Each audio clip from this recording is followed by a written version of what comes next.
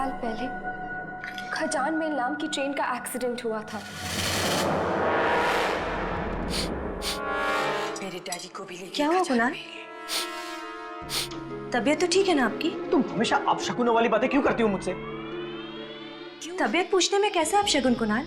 शायद मेरी आप यूं नाक चढ़ा के शू शू कर रहे हैं तो क्या पूछना फर्ज नहीं बनता मेरा? एक मिनट, मुझे कुछ जलने की बदबू आ रही है। हे भगवान! क्या हुआ? My God! ये कैसे? एक काम तुमसे ठीक से नहीं होता है। टेबल साफ करने के चक्कर में ध्यान ही नहीं रहा। ध्यान रहता कहाँ है आजकल तुम्हारा? कुणाल आप ऐसे क्यों बोल रहे हैं? आज से पहले कभी ऐसा हुआ है क्या? आज पहली बार ही हुआ है ये। पता है दूध का इस तरह से उबल के गिर जाना मतलब कितनी बड़ी मुसीबत को तुमने दावत दी है। जरूर कुछ अनहोनी होने वाली है। हे भगवान! कुणाल ये सब अंधविश्वास है, कोई अनहोनी नहीं होगी। तुम चुप रहो, जबान मत लड़ाओ मुझसे। तुम्हें पता है करतपुर वाली आंटी के वहां भी ऐसा ही हुआ था। सुबह सुबह चाय रखी थी, दूध उबल के गिर गया उस दिन। उसी दिन शाम को उसके बेटे की एक्सीडेंट में मौत हो गई। कुणाल वो एक्सीडेंट गाड़ी वाले की गलती से हुआ था। गाड़ी वाले ने सामने से टक्कर मारी थी उसे। बस बस बस बस बस, ये सब कुछ नहीं सुनना चाहता हूँ। हे भगवान, अब तो मैं ऊपर वाला ही बचा सकता है। पता नहीं क्या अनहोनी होने वाली है। हे भगवान! एक दूध उबलने से इतना बड़ा बवाल।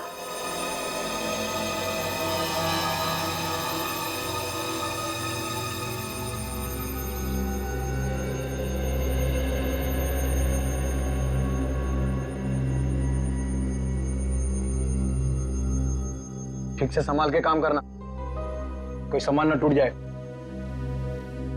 आपको बस सामान की पड़ी है ना कुणाल? इस घर में मैं भी रहती हूँ, मेरी कोई चिंता नहीं। तुम हर बात को उल्टे तरीके से क्यों समझती हो? हाँ? तो कल रात को दूध उबल के गिर गया था, इसीलिए बोल रहा था कि आज थोड़ा संभाल के काम करना, नहीं तो फिर से कोई नुकसान हो जाएगा। कौन सा नुकसान हुआ है कुणाल? नुकसान की अगर इतनी परवाह है ना तो खुद काम कर लिया करो। बस जरा सा ठीक से काम करने को बोलो, खुद कर लो। तुम्हें तो कुछ बताना ही बेकार है, कुछ समझाना ही बेकार है।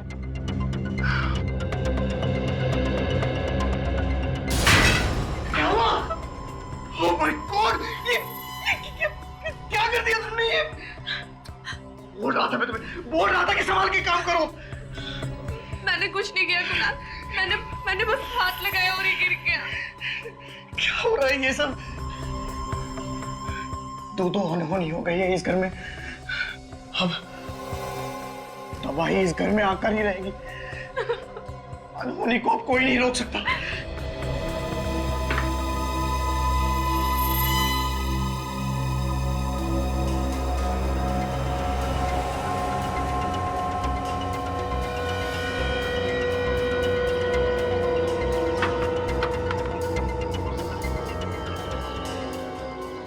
कितनी बार कहा है इनसे कि कपड़े सुखाने का स्टैंड लिया है, लेकिन कानों पे जू ही नहीं रेंगती। हमेशा अंधविश्वासों में फंसे रहेंगे। ये करने से ये हो जाएगा, वो करने से वो हो जाएगा।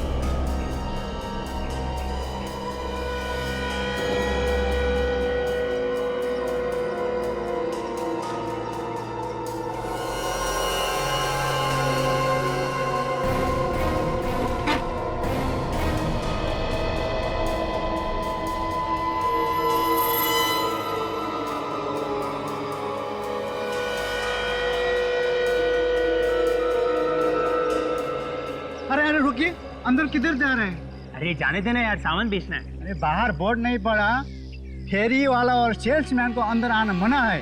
अरे यार और जाओ तो कहाँ जाओ? ऑफिस में घुसने नहीं देते, हाँ, स्कूल में बेचने नहीं देते, और यहाँ पे तुम लोग सिक्योरिटी वाले बिल्डिंग के अंदर जाने नहीं देते। बहुत देखा तुम जैसे शरीफ आदमी, बाहर कहीं जाकर बेचो अपना सामान।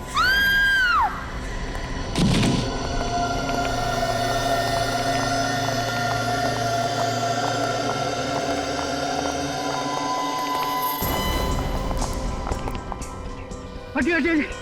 अरे किसके पास फोन है, किसके पास? जल्दी एम्बुलेंस को फोन लगाइए, हॉस्पिटल लेके जाना पड़ेगा ना। पता नहीं साहब कैसे गिरी। कोई फायदा नहीं है एम्बुलेंस बुलाने का, ये तो मर चुकी है। किसी ने इसके हस्बैंड को बुलाया है क्या? सुना सुना सुना सुना सुना सुना, जिसका डर था वही हुआ, हो गई ना रोनी।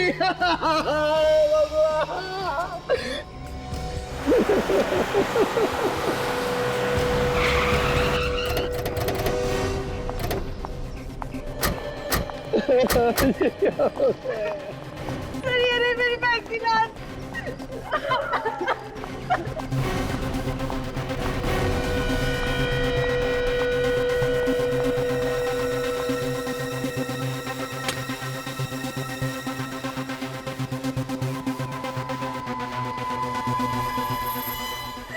सर मेरी बहन का खून हुआ, उसकी मौत अपने आप नहीं हुई है।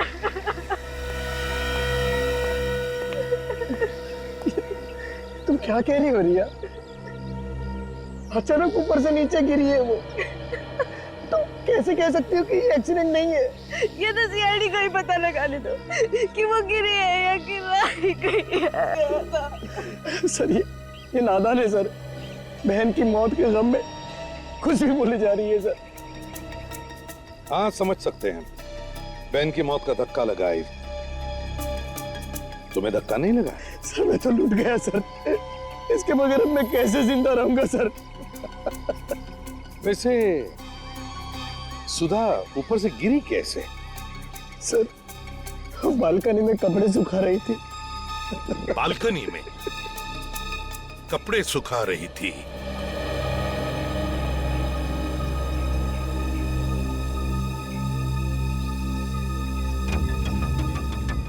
सर, तो लगता है सर के बल गिरी होगी। पैर से फिसल के गिरती तो पैर टूट जाते हैं, झटके में आके गिर गई।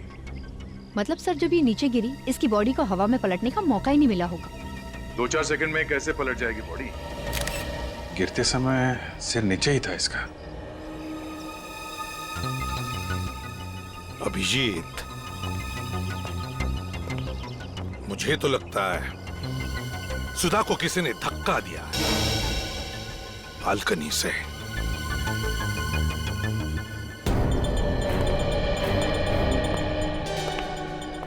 एक बात बताओ, जब सुधा नीचे गिरी तब तुम कहां थे? सर मैं घर में ही था सर। सर मेरी बहन तो रोज कपड़े फैलाती है, आज कैसे गिर गई? नहीं समझ रही हो रिया, ये एक अनहोनी है, अनहोनी। मैंने बताया था सुधा को अनहोनी के बारे में। कैसी अनहोनी? सर जिस घर में दूध उबल जाए, शीशा टूट जाए, वो घर अपशकुन होता। जिस घर में अपशकुन होते हैं उधर अनहोनी होती ही है सर। चुप रहो, बात खराब मत करो।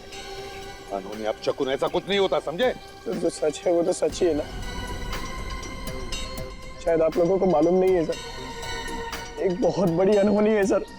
अपशकुन का नाम लेके तुम लोग बीवियों को ऊपर पहुंचाते रहोगे और हम लोग खड़े तमाशा देखते रहेंगे, हैं?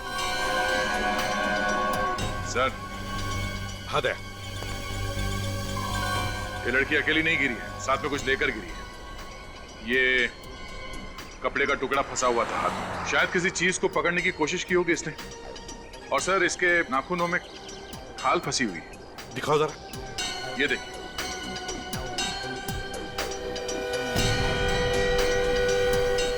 इसका मतलब है ऊपर वहां पर कोई तो था जरूर, कोई तो जरूर था वहां पे। तो फिर उसे खरोंच भी आई होगी।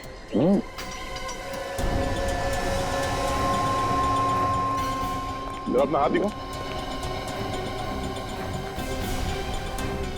हाथ दिखाओ। हाथ दिखाओ, वो दिखाओ।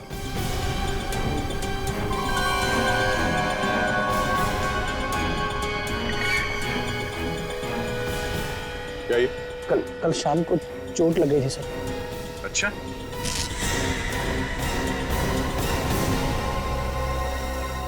चोट लगी थी या अपनी बीवी के नाखून लगे थे? ऊपर से धक्का दे दिया उसे। मैं अपनी बीवी को क्यों मारूंगा सर? सर उनके आपस में रोज झगड़े होते थे। आग में घी डालना बंद कर। सर पति पत्नी के झगड़े तो हर घर में होते हैं सर। इसका मतलब ये तो नहीं कि हर आदमी खून कर देगा। इसे पहचानते हो? सर ये तो सुधा दीदी के जैकेट का कपड़ा है। ये इसका नहीं है? नहीं सर। तुम्हारा नहीं है? अगर ये सुधा दीदी के जैकेट का टुकड़ा है कपड़े का, तो फिर वो उसी के हाथ में कहां से आया? कैसे आया सुधा के हाथ में? क्यों? सर मुझे नहीं पता है सर। हाँ विक, सर वो जैकेट इन कपड़ों में नहीं है। ओह, जैकेट कपड़ों में नहीं है सर। शायद ऊपर कहीं फंस गई हो। अगर ऊपर फंस गई है तो चलो ऊपर चल के इनका घर भी देखते हैं, और वो बालकनी जहां से बेचारी सुधा नीचे गिर गई।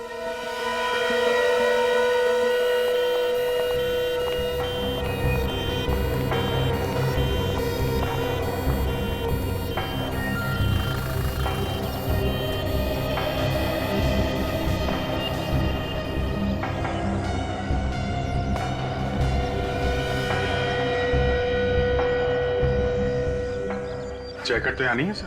सिर्फ कुणाल ने छुपाया होगा। देखते हैं।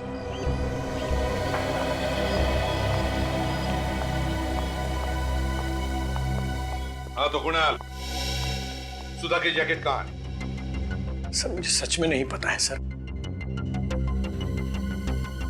पता नहीं है? ढूंढो जरा घर में अच्छी तरह से, देखो कहां पर है जैकेट।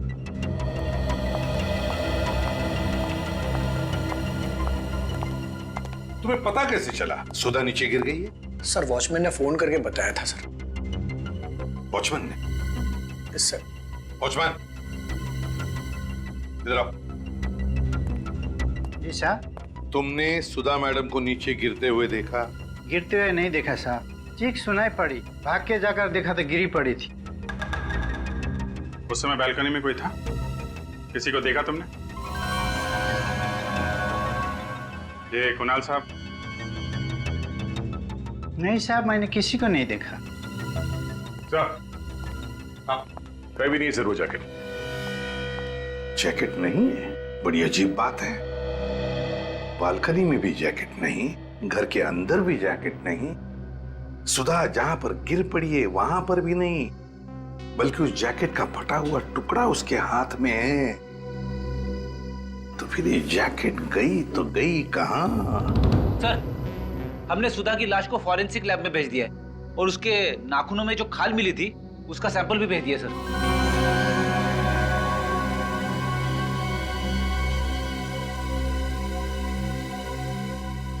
कुणाल जी, फॉरेंसिक की रिपोर्ट आने के बाद तो तुम्हारी मुश्किलें और भी बढ़ेंगी।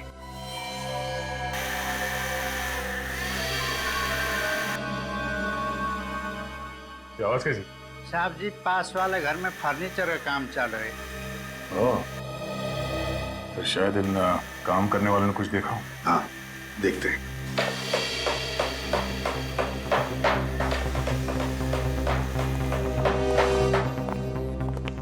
क्या हुआ साहब? आसपास तुम्हारे इतना कुछ हुआ है, तुम्हें पता है भी या नहीं? साहब शाम तक काम खत्म करके देना है, तो बाहर क्या हो रहा है बिल्कुल ध्यान नहीं। बाजू के घर में जो औरत रहती थी उसका किसी ने खून कर दिया है। कैसे हो गया खून साहब? बालकनी से धक्का दिया है किसी ने उसे। तुम लोगों ने देखा है किसी को धक्का मारते? नहीं साहब, हम लोग तो अंदर ही काम कर रहे थे, बाहर क्या हो रहा है पता ही नहीं। तुम में से किसी ने कुछ देखा? नहीं सर, हमने नहीं देखा। क्या तुम्हारे अलावा और भी कोई था तुम्हारे साथ काम करने वाला? सर आज तो हम ही लोग काम कर रहे हैं, वैसे एक लड़का और था, हमने उसे भगा दिया। भगा दिया? क्यों? फालतू था सर, किसी भी काम का नहीं था वो। हाँ, कौन वो? सर वो भोलू का भाई था सर। बोलो कौन है? साहब वो हमारे साथ ही काम करता है, आज उसकी तबीयत खराब थी तो उसने अपने भाई को भेज दिया। सर कोई भी काम ठीक से नहीं करता था वो, बोलते कुछ और थे और करता कुछ और था। मतलब? अरे साहब, इस दीवार पे छेद करने को बोला था उसको और इस दीवार पे छेद कर दिया उसने। जी सर। हाँ।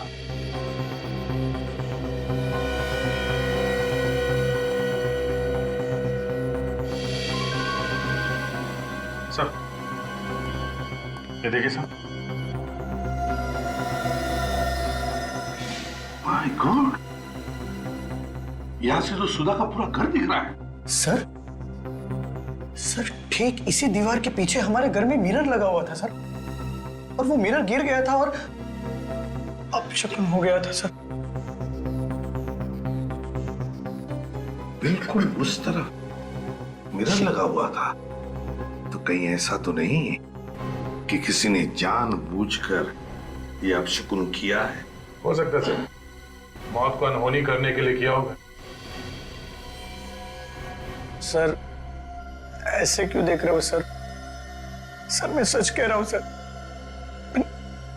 मैं निर्दोष हूं सर, मैंने कुछ नहीं किया है सर, मैं सच बोल रहा हूं सर। हो सकता है नहीं किया हो, किसी से करवाया हो। जो पता चल जाएगा। भोलू का एड्रेस देना हमें। होता है चल, इस भोलू के भाई का स्केच बनवा लो। यार भोलू, कुछ काम धाम बता ना, खाली बैठे बैठे तंग आ गया हूँ यार। तू क्या काम करेगा? तुझे तो कुछ आता ही नहीं है यार। यार भोलू, वो जो तू लकड़ी का काम करता है उसी में मुझे अपने साथ रख ले। नहीं भैया नहीं, वो काम तुझसे नहीं होगा। लकड़ी के काम में बहुत बारीकी से काम करना पड़ता है। अगर मैं अभी भी सीखना चाहूँ तो सीख सकता हूँ ना? देखो भाई, वैसे तो सीखने की कोई उम्र होती नहीं है।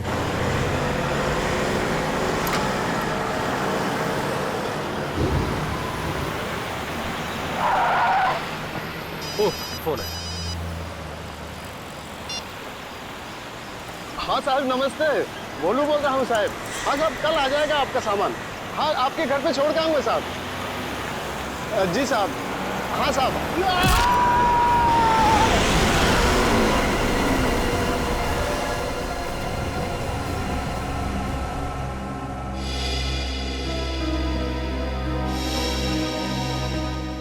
डॉक्टर साहब, कुछ बताया इन लोगों ने कि ये एक्सीडेंट हुआ कैसे?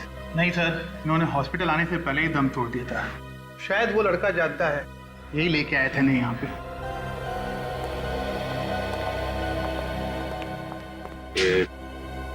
आपको पता है कि ये एक्सीडेंट हुआ कैसे? ये एक्सीडेंट नहीं है सर, इन्हें तो जानबूझ के उड़ाया किसी ने। पीछे से गाड़ी आई और सीधे उड़ा के निकल गई। ये आदमी कौन? सर, ये भोलू का भाई है। भोलू का भाई?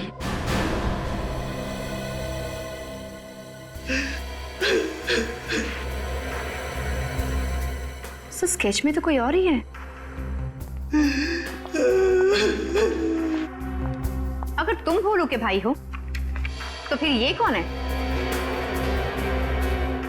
मैं इसे नहीं जानता। नहीं जानता?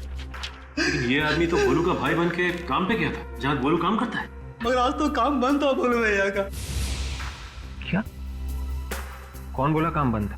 आज सुबह फोन आया था भैया को, बोला आज काम बंद है। मतलब भोलू की तबीयत कुछ खराब नहीं थी, उसे काम पे आने से किसी ने मना किया था। सर, ये सब खूनी की प्लानिंग होगी, उसी ने भोलू को मना किया होगा। अच्छा, इस भोलू का मोबाइल कहाँ है? हॉस्पिटल के ऑफिस में जमा है। काजल, एक काम कर, पता करो कि भोलू को किसने फोन किया और कहां से।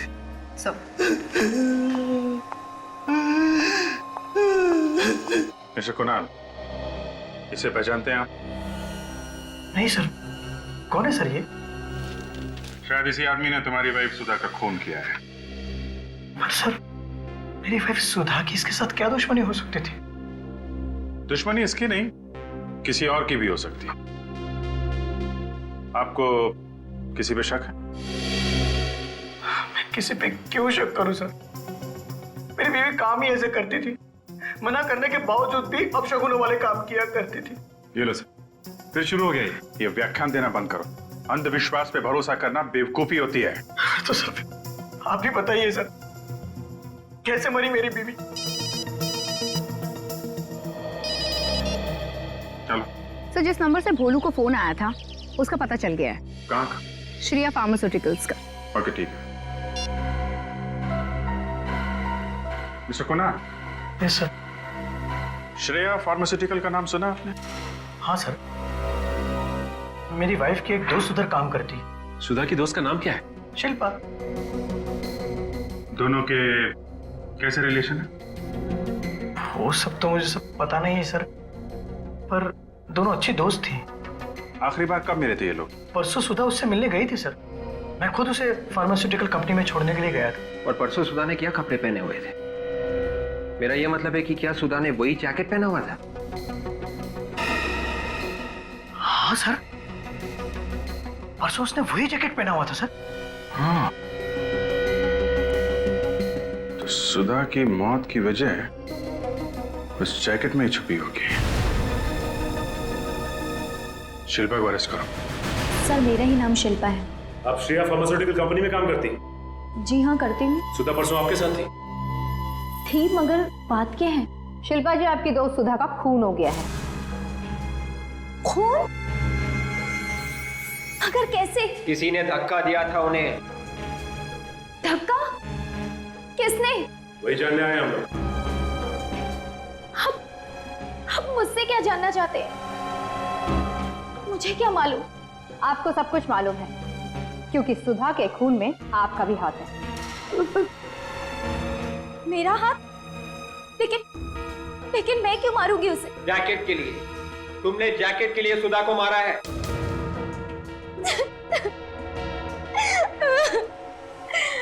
आप लोग क्या बोल रहे हैं? मुझे कुछ भी समझ में नहीं आ रहा। कौन सी जैकेट, कैसे जैकेट? शिल्पा जी, हम उसी जैकेट की बात कर रहे हैं जिसे पहन के सुधा 2 दिन पहले आपसे मिलने आई थी। याद कीजिए।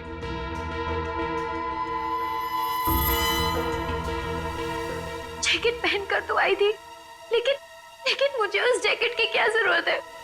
मेरे पास तो बहुत सारी जैकेट है मेरे कपबोर्ड में। काजल, जरा इनका कबर्ड चेक करना। अच्छा, वैसे सुधा उस दिन आपसे मिलने क्यों आई थी? हम साथ में शॉपिंग गए थे। कंपनी के अंदर या कंपनी के बाहर कोई ऐसी चीज हुई जिसे देख के आपको कुछ अजीब सा लगा? उस दिन हम थोड़ी देर के लिए कॉफी पीने बाहर गए और जब लौट के आके देखा तो कंपनी में ताला लग चुका था। तो इसमें ऐसी अजीब सी बात क्या है? हो सकता है ऑफिस बंद करने का टाइम हो गया। ऑफिस बंद करने का टाइम नहीं हुआ था। पूछा तो पता चला कि तलाशी हो रही। तलाशी क्यों हो रही? शायद कुछ चोरी हो गया था। वो जैकेट नहीं मिला। जब आप दोनों कॉफी पीने गए थे तो उस वक्त सुधा ने वो जैकेट पहन रखी थी? नहीं सर, जैकेट तो अंदर ही रखी थी ऑफिस में, चेयर पे। मतलब जब ऑफिस में चोरी हुई थी तो चोर ने वो चोरी का सामान निकालकर उस जैकेट में डाल दिया। मगर सर ऐसी क्या चीज हो सकती है उसमें जिसे हासिल करने के लिए सुधा का खून कर दिया किसी ने? काजल, कुछ ना कुछ तो है जो बहुत इंपॉर्टेंट था और वो अभी उस जैकेट में छुपा हुआ है।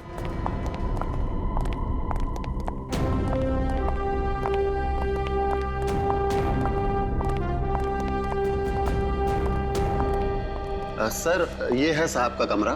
आप लोग जरा 2 मिनट यही रुकिए, मैं साहब से पूछ लेता हूँ। पूछ लो, उनको बोलो कि कुछ सीआईडी वाले हाल चाल पूछने उनका। जी सर। साहब, सीआईडी वाले आए हैं आपसे मिलने। साहब, कुछ बोल रहे नहीं है साहब। जरा हटो। जी। मिस्टर विलास। विलास,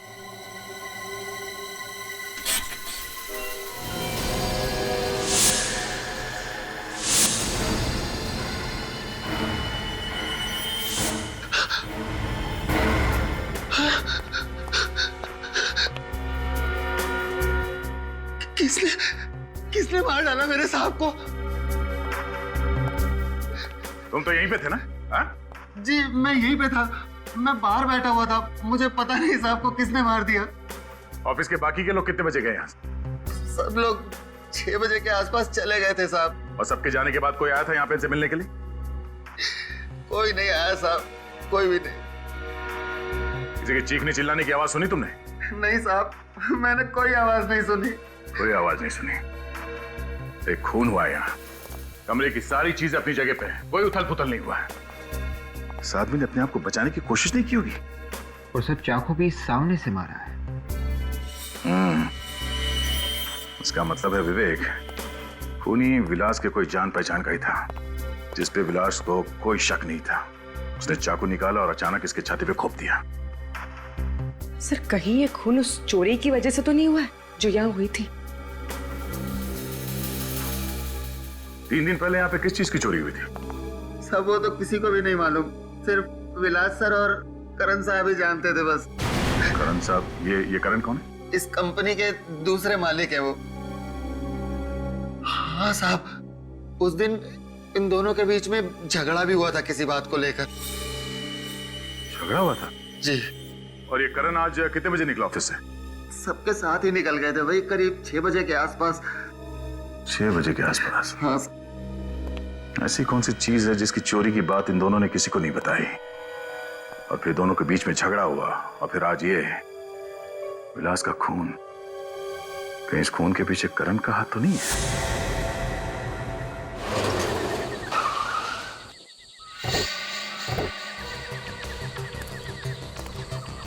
लगता है घर में कोई नहीं है, चारों तरफ अंधेरा है। फिर वहां पे कोई है?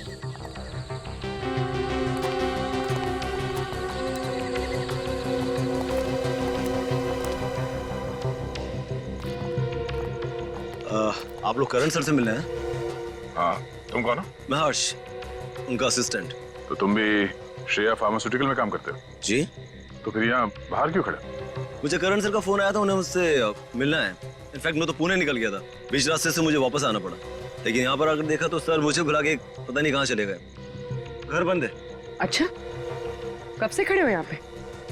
अभी अभी आया हूँ। तो कहाँ गए होंगे, कुछ अंदाजा है? सॉरी। मोबाइल फोन तो होगा ना उनका? जी। प्लीज। वैसे कुछ फायदा नहीं फोन करके, मोबाइल बंद है उनका। मैं कई बार ट्राई करके देख चुका हूँ। ठीक है, थैंक यू। सर ये करण ऑफिस में नहीं है, घर पे नहीं है, फोन बंद करके कहाँ बैठा होगा?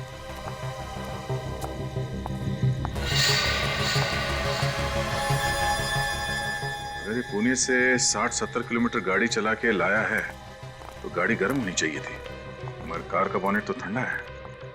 झूठ बोल रहा है, मामला कुछ और ही है। सर, इस करण का फोन बंद आ रहा है। ठीक है, कोई बात नहीं, फिर कभी आके मिल लेंगे। चलो बैठो।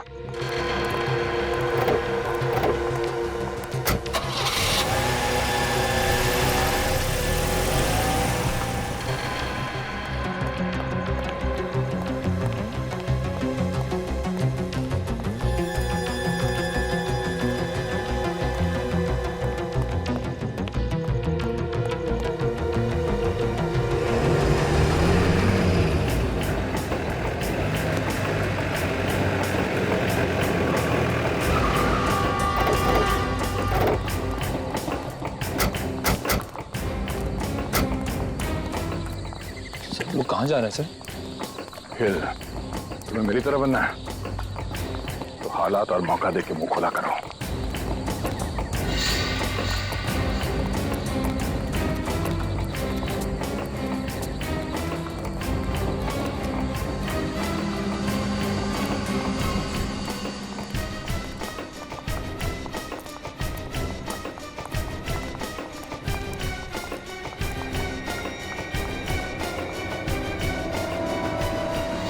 अबे अब तो बता दे, तुझे जिंदा जाने की नहीं जाना यहाँ से? पूरा घर खंगाल लिया मैंने, लेकिन तेरा वो फॉर्मूला मिलता ही नहीं। सुन, मैं और इंतजार नहीं कर सकता। वो फॉर्मूला दिखने भी नहीं वाला तुम लोगों को, चाहे तुम लोग कुछ भी कर लो। सुनत, रस्सी जल गई मगर बल नहीं गया अभी तक। इसने मरने की सोच ही ली है, तुम मार ही देते ना इसे।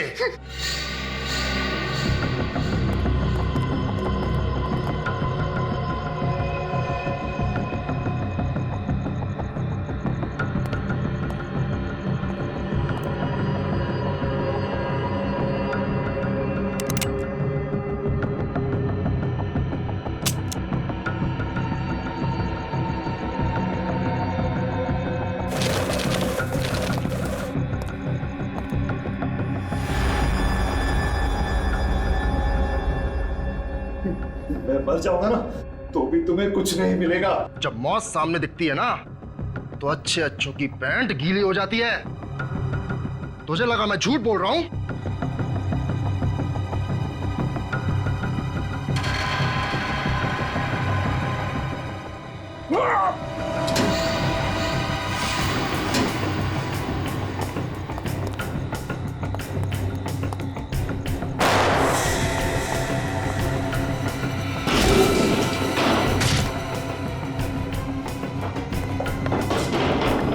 सीआईडी। सीआईडी?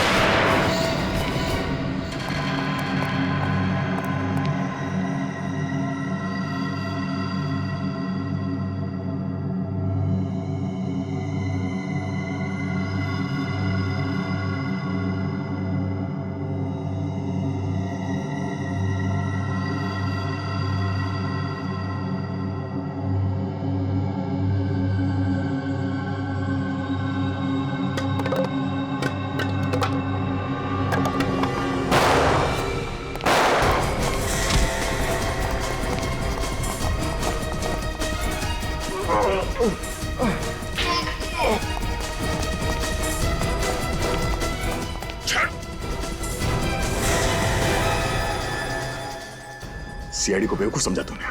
सर इन लोगों को छोड़ना मत। सर ये लोग लाखों लोगों की जान लेना चाहते हैं।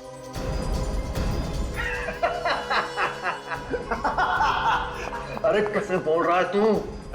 सीआईडी से? सीआईडी वाले मेरा कुछ नहीं बिगाड़ सकते और जिसकी मौत आई है उसे मरना ही पड़ेगा। दिमाग खराब है तेरा? हाँ? मौत के सामने खड़े होकर मौत को धमकी दे रहा तू? धमकी नहीं है ये, हकीकत है हकीकत। ये देख, फ्लाइट के टिकट और वीजा के कागज। आज रात 9 बजे हम लोग अमेरिका भाग जाएंगे।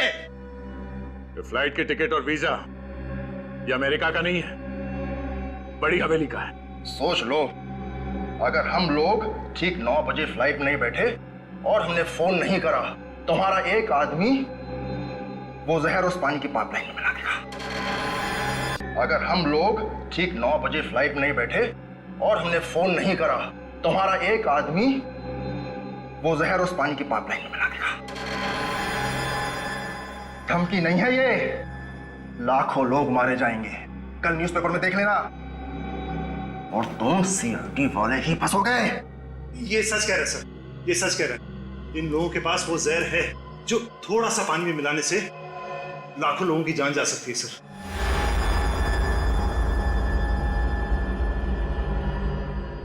मगर सर ऐसा कोई जहर बना ही नहीं है। ये गलती मुझसे ही हो गई थी, मैंने ही वो जहर बनाया सर। मगर तुमने वो जहर बनाया क्यों? सर बनाना तो नहीं चाहता था मगर बन गया। लेकिन उसके बाद मैंने वो जहर डिस्ट्रॉय करने की बहुत कोशिश की, लेकिन विलास ने मुझे रोक दिया। विलास ने क्यों रोका आपको? सर क्योंकि विलास चाहता था कि हम उस जहर पर और रिसर्च करें। वो चाहता था कि उसे और मात्रा में बनाकर हम मार्केट में उतारें, लेकिन मैंने ऐसा करने से मना कर दिया सर। तो फिर वो जहर इनके पास पहुंचा कैसे? सर ये लोगों ने वो जहर हमारे लैब से चुराया। ये राम कहानी बंद करो और हमें एयरपोर्ट छोड़ने का इंतजाम करो। 7:15 बज चुके हैं। अब लोगों को बचाने के लिए तुम्हारे पास सिर्फ 45 मिनट ही बाकी हैं। तू यहाँ क्या खड़ा है? जा, फॉर्मूला लेकर आ।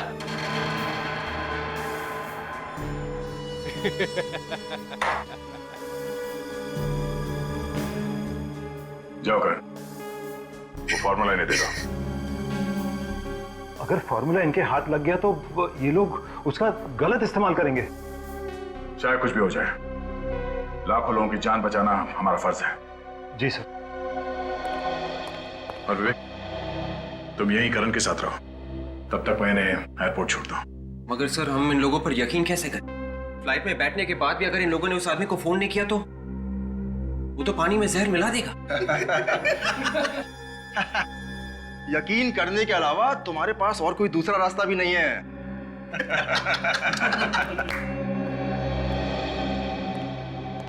सर वो फॉर्मूला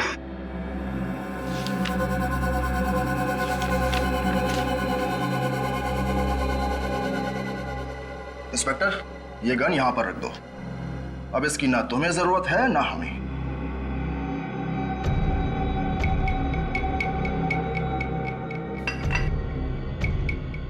अपनी गन भी रख दो इंस्पेक्टर।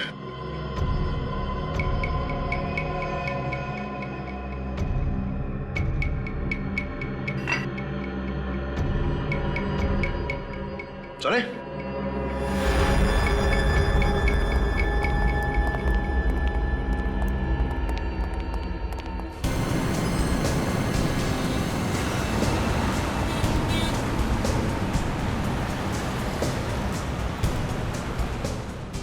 ये तू कहाँ ले जा रहा है? एयरपोर्ट जाने का शॉर्टकट है ये। भाई आधा घंटा तो हो गया है, टाइम पर पहुंचेंगे ना? अरे हर्ष, तू तो टेंशन क्यों लेता है यार? ये तो सीआईडी की जिम्मेदारी है। फ्लाइट के अंदर तक बैठा के आएगा ये हमें। लेकिन मुझे तो इन सीआईडी वालों के चेहरे पे बिल्कुल भी टेंशन नजर नहीं आ रहा। सीआईडी का बहादुर सिपाही है, ऐसे ही थोड़ी ना टेंशन आएगी इसे।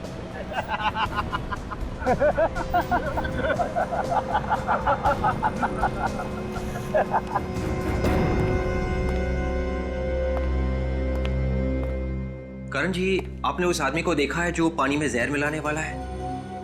नहीं सर। फिर आपने ऐसा क्यों कहा कि ऐसा एक आदमी है? क्योंकि उपेंद्र ने फोन पे एक आदमी को कहा था तैयार रहना। कितने बजे? यही कोई 6:45 बजे। कितनी देर बात की थी? लगभग 15 सेकंड।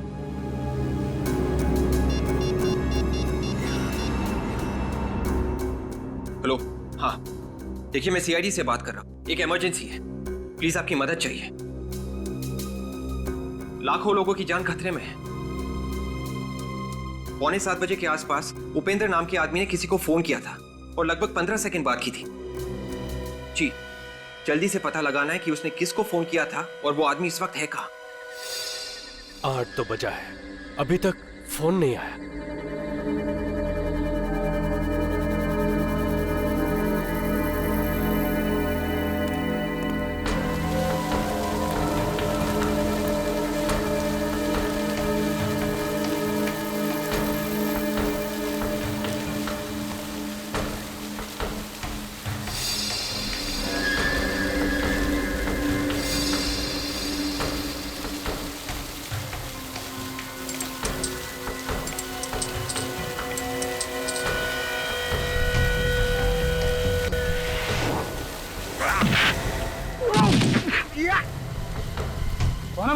फरिश्ते।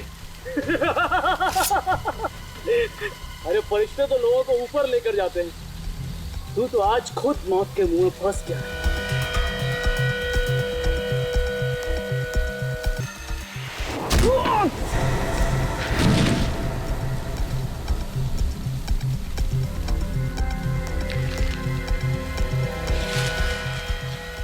मैंने कुछ नहीं किया, मैंने कुछ नहीं किया।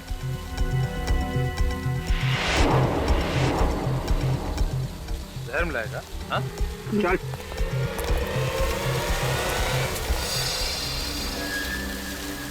आठ बज गए, 8। कहाँ पे घुमा रहा है मैं तू? तुम्हें क्या लगा कि मैं तुम लोगों को एयरपोर्ट लेके जा रहा हूँ अमेरिका जाने के लिए? हाँ? अब मरेंगे, अब करोड़ों लोग मरेंगे, कोई नहीं बचा सकता हमको मरने से। हर्ष, तू फोन लगा अपने आदमी को, बोल उसको अभी जहर मिलाए पाइपलाइन। लगा फोन लगा। अभी तक तो सीआईडी वालों ने तुम्हारे लोगों को पाताल से भी ढूंढ के निकाल लिया होगा।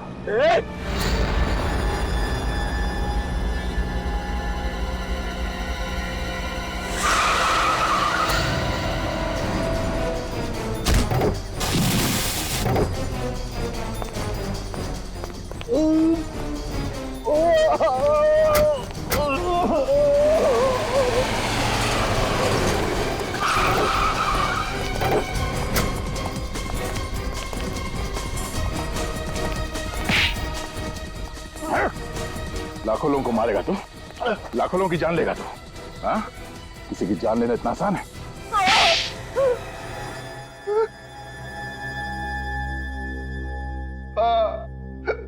मैं हूं सर, मैंने ही धक्का दिया था सुधा को। क्यों? धक्का क्यों दिया सुधा को?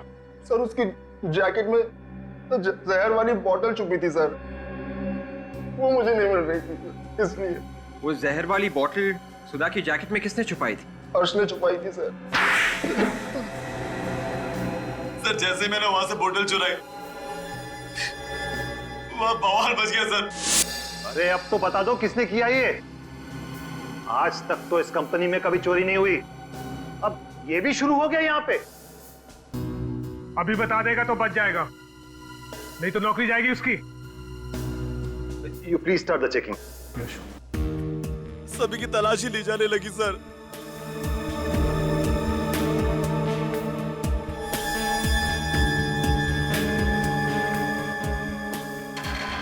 और मैंने वहां पर सुधा की जैकेट देखी।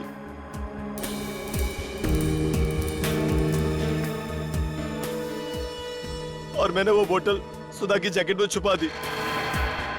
और सब कुछ चेक होने के बाद मैंने वो बोतल निकालने की बहुत कोशिश की, पर मुझे मौका ही नहीं मिला और सुधा वहां से चली गई।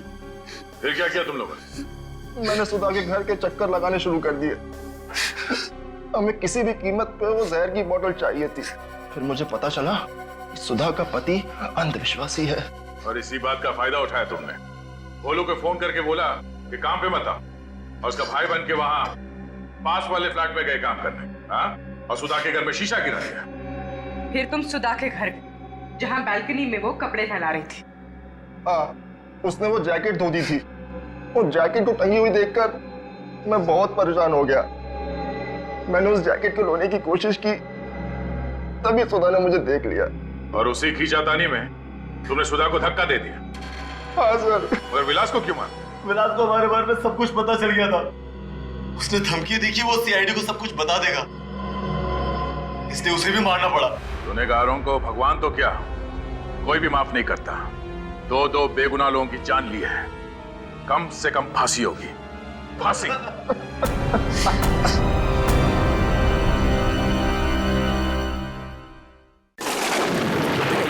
ये सब साफ करने का है, समझ गए? ऐसे मौसम में सुबह नहीं हो सकती क्या? अरे मौसम खराब है इसलिए तो तुम दोनों को दुगने पैसे दे रहे हैं फार्म हाउस साफ करने के लिए। अरे साहब ऐसी भी क्या आफत आ गई है कि आप रात भर रुक नहीं सकते? अरे बच्चू ये फार्म हाउस देखने के लिए कल पार्टी आने वाली है। अगर ये फार्म हाउस पार्टी को पसंद आ गया तो करोड़ की डील होगी।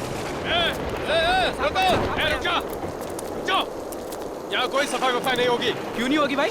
ये जमीन हमारी है, चलो फुट लो यहाँ से। वाह वाह, मान ना मान, मैं तेरा मेहमान। देखिए ये जमीन वसुंधरा जी की है, लेकिन आप लोग है कौन? कौन वसुंधरा जी? हाँ, इस जमीन के मालिक हम हैं। सालों से हम ही इसकी देखभाल कर रहे हैं। तुम्हें किसने कहा इस जमीन की देखभाल करने के लिए? देखिए मैं कह रहा हूँ आप लोग यहाँ से चले जाइए, नहीं तो मैं अभी का अभी पुलिस को फोन करूंगा। पुलिस को तो जब बुलाएगा ना, जब जिंदा बचेगा, यहीं मार के इसी जमीन में काट दूंगा। किसी को पता नहीं चलेगा कहाँ गायब हो गया, समझा? सब तूफान बढ़ रहा है साहब, चलो भागो। कोई नहीं जाएगा। अरे भाई साफ करो, मैं कह रहा हूँ ना साफ करो। तुम लोग के समझ में नहीं आ रहा है क्या? ये लोग ऐसे नहीं मानने वाले लगता है।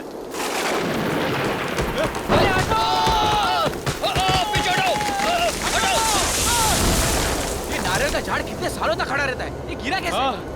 अरे ये क्या है? ये कैसे हो गया?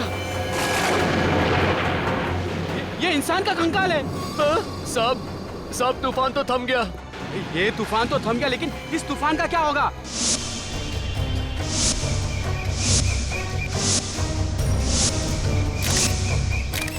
अगर ऐसे हर प्रॉपर्टी में से कंकाल निकलता रहा तो मेरा प्रॉपर्टी का धंधा ही चौपट हो जाएगा। अगर मुझे पता होता कि इस प्लॉट में से कंकाल निकलने वाला है तो मैं इस प्लॉट पे कदम ही नहीं रखता।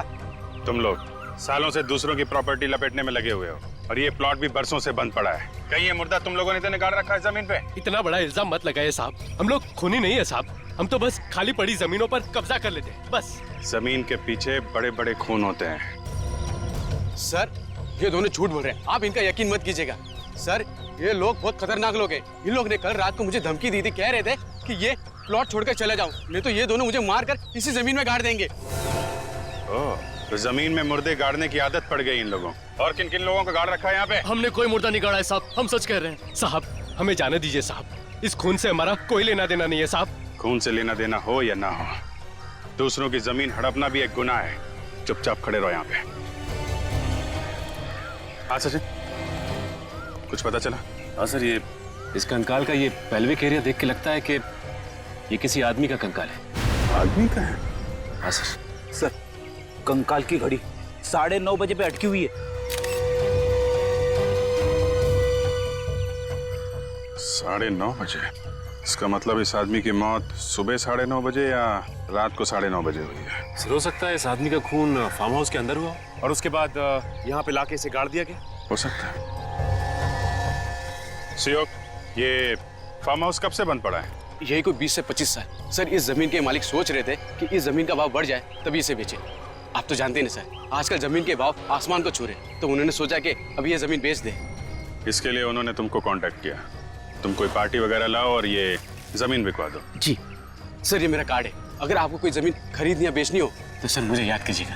पहले इस मुर्दे का हिसाब किताब कर ले। जी सर। ये देखिए सर, चेन का टुकड़ा और ये पेंडेंट मिला है इसके पास से।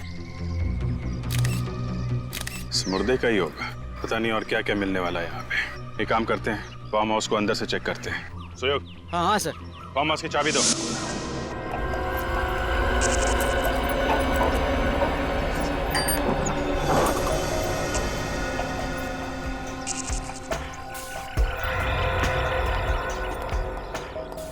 सर अगर ये खून बहुत साल पहले हो चुका है तो क्या अभी भी यहाँ कोई सुराग बचा हुआ होगा?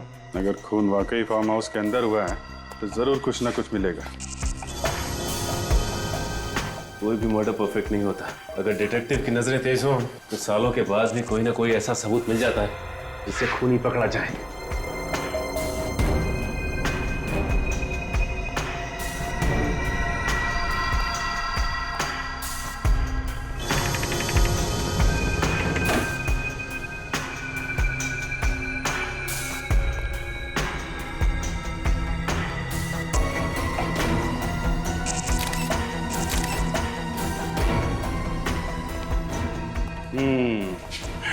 एक बात देखी सचिन? हाँ सर, इस चेयर के ऊपर चादर नहीं है। घर का जितना भी फर्नीचर है सबके ऊपर चादर गिरी हुई है, सिर्फ इसी कुर्सी के ऊपर नहीं है। इसका मतलब घर का मालिक जब यहाँ से गया उसके बाद यहाँ पे कोई आया, उसने इसके ऊपर से चादर हटाई और शायद इसके ऊपर बैठा। मतलब यहाँ पे कुछ हुआ है।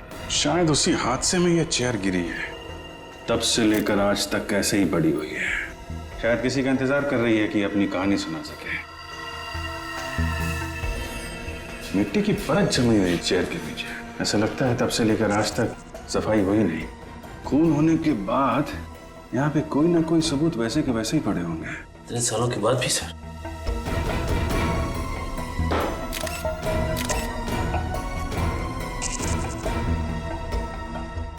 टूटी हुई चेन का टुकड़ा, कहीं उसी चेन का टुकड़ा तो नहीं जो चेन और पेंडेंट हमें कंकाल के हाथ में मिला था? उसी का बचा हुआ हिस्सा तो नहीं? ये क्या है?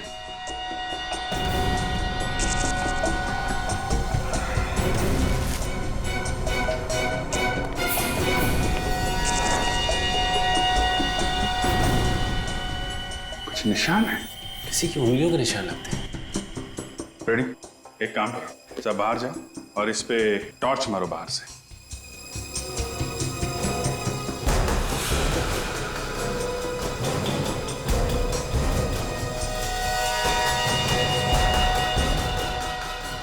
उंगलियों के निशान है, मगर ये उंगलियों के निशान यहाँ पे आए कैसे? क्या हुआ क्या यहाँ पे? सवालों का जवाब ये निशान ही देंगे। इनको अगर यहाँ उठाया तो शायद खराब हो सकते हैं। एक काम करो, ये पूरी की पूरी खिड़की उखाड़ लो और फॉरेंसिक लैब भेज दो। इस फार्म हाउस के मालिक को बुलाओ।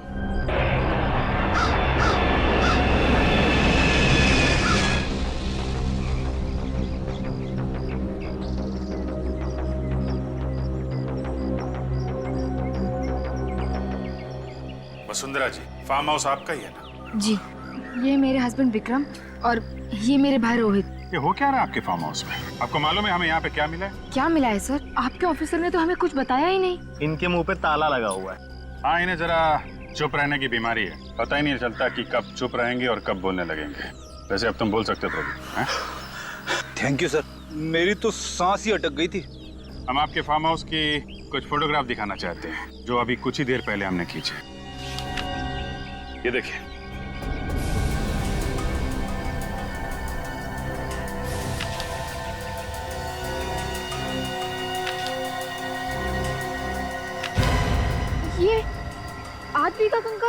जी हाँ, आदमी का कंकाल हमें यहाँ मिला है, जो आपकी जमीन में गड़ा हुआ मिला।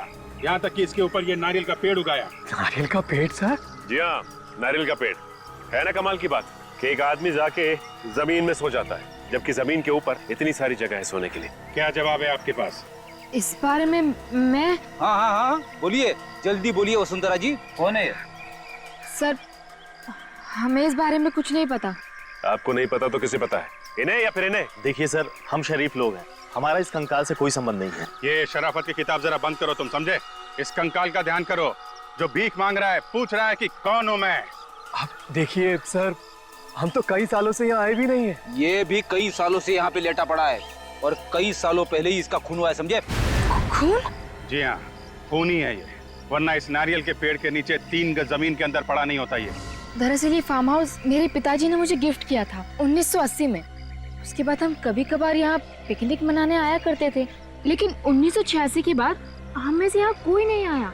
मतलब 25 सालों से ये फार्म हाउस सुनसान पड़ा था। कोई वॉचमैन या केयरटेकर नहीं है क्या? जगत नाम का केयरटेकर था तो सही, लेकिन उसने भी अचानक नौकरी छोड़ दी और अब वो कहाँ है कुछ अता पता नहीं है। एक केयर टेकर अगर काम छोड़कर चला गया तो दूसरा नहीं ढूंढ सकते थे? इस जगत का कोई एड्रेस, कोई फोन नंबर है आपके पास? मेरे पास एक नंबर तो है, बहुत पुराना नंबर है, वो पता नहीं काम कर भी रहा है कि नहीं। उसकी चिंता आप मत कीजिए, हम पता लगा लेंगे।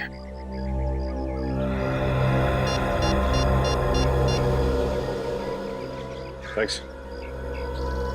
वसुंधरा जी, अभी आप लोग जा सकते हैं, लेकिन जब तक ये केस सॉल्व नहीं हो जाता आप लोग शहर छोड़ के नहीं जाएंगे। जी हाँ सर, डॉक्टर सालोंके ने ये चेन और पेंडेंट अच्छी तरह से साफ किए हैं। Very good. क्या लिखा है इस पेंडेंट के पीछे? तो डेट लिखी है 5/11/1965। सर, ये किसी की बर्थ डेट या फिर मैरिज की डेट हो सकती है। अरे आगे क्या है ये?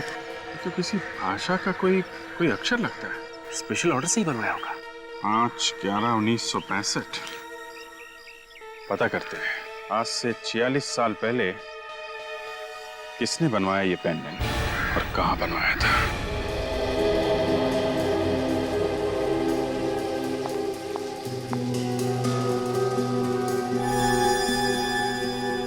इसकी हड्डियां पूरी तरह से बढ़ चुकी थी, मतलब ये पूरा ग्रोन अप था, मगर बेचारे के घुटने कुछ, ये देखो, ये घुटने की हड्डी घिसना शुरू हो गई। 40 साल के आसपास का था ये। सालों के मुर्दे की इस हालत को देखे तो बता सकता है ना कि खून कैसे हुआ इसका? हाँ, चाकू की वजह से। ये देखो, यहाँ बॉस, इसकी छाती पर चाकू लगा और ये चाकू बिल्कुल पीठ तक चला गया है। लंबा चाकू था, बहुत खून बहा हुआ है इस बेचारे का। सर, अब आप आज तो बता ही सकते हैं कि इसकी मौत कब हुई? आपने ये नई मशीन मंगवा रखी है? हाँ दया, इसकी हड्डियों की कार्बन डेटिंग करनी पड़ेगी। बहुत ही खास किस्म का स्पेक्ट्रोमीटर है। और सालों के मुर्दे के डीएनए का भी पता चल सकता है? हाँ बॉस, मुर्दे के डीएनए के भी पता चल सकता है और मुर्दा मरा कब ये भी पता चल सकता है। अभिजीत, तू ट्रे देना। या।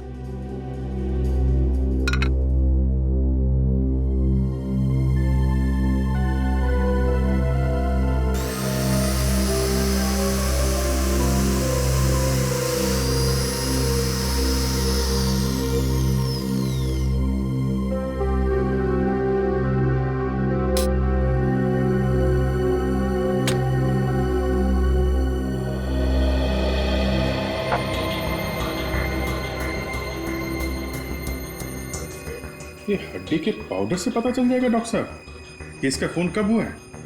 देखते जाओ तो।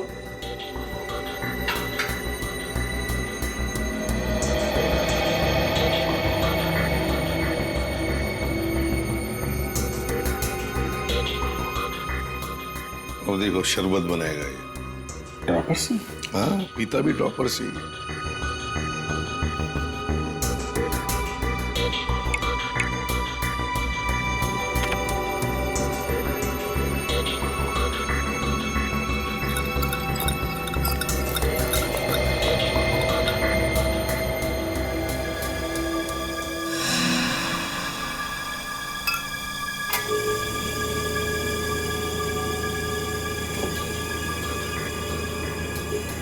अब ये मशीन कैलकुलेट करके बता देगी कि इस आदमी के शरीर में कितना कार्बन है, और उससे ये पता चल जाएगा कि इसकी मौत को कितना वक्त हो गया।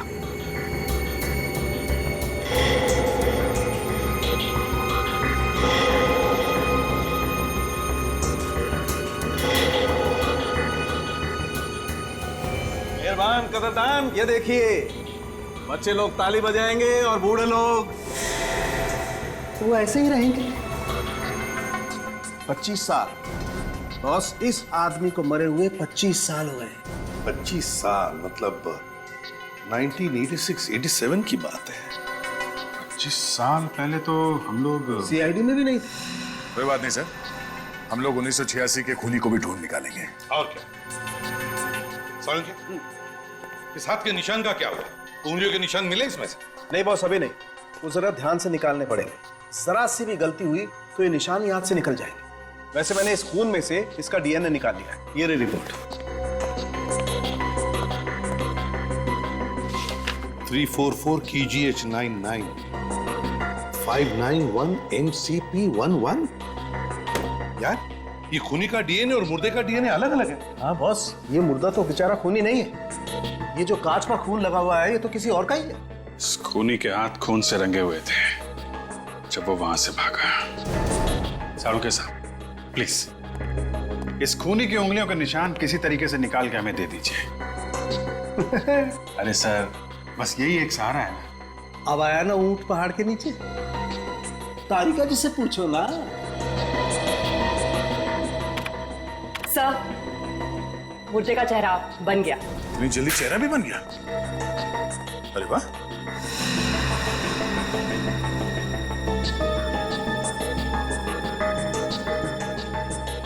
अभिजीत, उन तीनों को ही चेहरा दिखाओ, देखो पहचानते हैं क्या।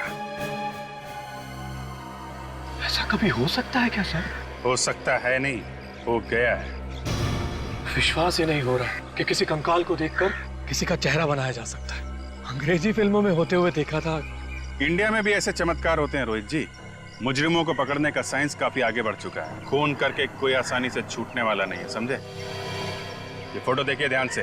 पहले कभी देखा है क्या इसे?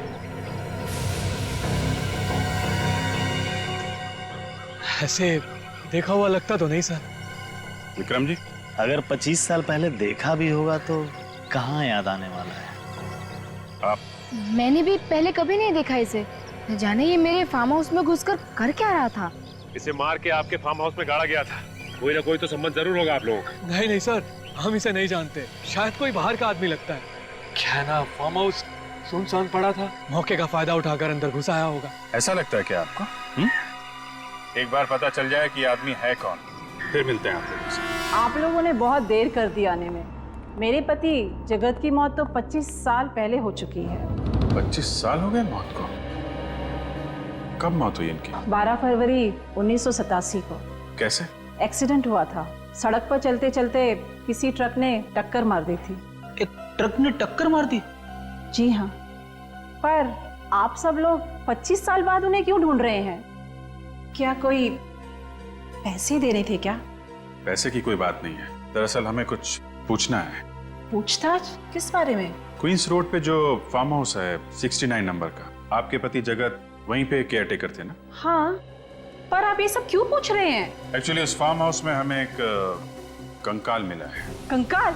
जी हाँ, एक आदमी का कंकाल। पर उसका जगत से क्या लेना देना? देखिए माई जी, हमें ऐसा लगता है कि जगत का उस कंकाल से कुछ लेना देना था। जगत तो अब इस दुनिया में नहीं है। सच बोलने में कुछ बुराई नहीं है। आप कुछ कहना चाहती है? शराफत की जिंदगी जीने से पहले जगत कई बार जेल जा चुका था। जेल किस लिए? चोरी चकारी, मारपीट वगैरह। पर मैंने उसे अपनी कसम दिलाकर कहा था कि ये सब छोड़ दे, इसीलिए तो उसने फार्म हाउस की नौकरी कर ली। एक्सीडेंट से पहले जगत को कोई टेंशन वगैरह थी? जी नहीं, पर अक्सर वो घर देर से आने लगा था और फिर उसने फार्म हाउस की नौकरी भी छोड़ दी थी। नौकरी छोड़ दी थी अचानक? आपने पूछा नहीं था क्या? कह रहा था कि वक्त आने पर बता देगा, पर वक्त आने से पहले ही उसकी मौत हो गई। ये फार्म हाउस की नौकरी जगत ने कब छोड़ी थी, आपको कुछ याद है क्या? यही मरने के कुछ 2 दिन पहले। 2 दिन पहले?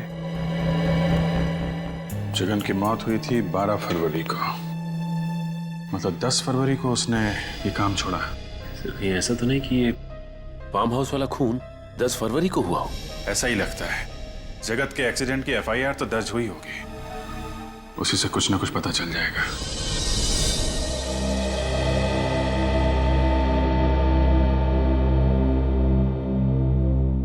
मुझे बहुत गुस्सा आ रहा है सर। गुस्सा क्यों आ रहा तुम्हें? ये जगत ही था जो हमें खूनी तक पहुंचा सकता था, मगर ये खुद ऊपर वाले के पास पहुंच गया है। अब हमें खूनी तक कौन लेके जाएगा सर? बड़ा टेंशन है सर। ये बात तो है फ्रेडी। दया जगत की मौत 12 फरवरी 1987 को हुई, खून होने के 2 दिन बाद में। इससे एक बात तो साफ है सर कि वो कंकाल जगत का नहीं था। दया अगर मान लिया कि वो कंकाल जगत का नहीं है, फिर भी उस कांच के ऊपर जो उंगलियों के निशान मिले हैं, मुझे तो लगता है वो जगत के ही होंगे। मगर सर, जगत की लाश का अंतिम संस्कार तो 24 साल पहले हुआ था, तो फिर ये कहीं जगत की पत्नी ने हमें बताया था ना सर कि जगत एक मुजरिम था, तो पुलिस रिकॉर्ड्स में उसके उंगलियों के निशान होंगे।